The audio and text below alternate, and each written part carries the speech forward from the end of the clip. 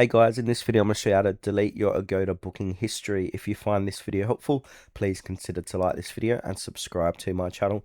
In saying that, let's just jump straight into the video. Okay, so before I start, in most cases you cannot manually delete your Agoda booking history from your account.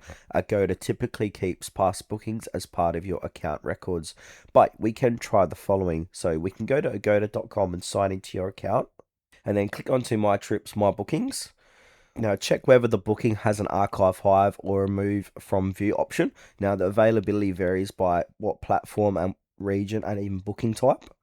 Now if there's no such option to delete, your alternatives are basically we can go ahead and delete our account and then start a fresh one. So to delete your account, go ahead and sign in and then click onto profile.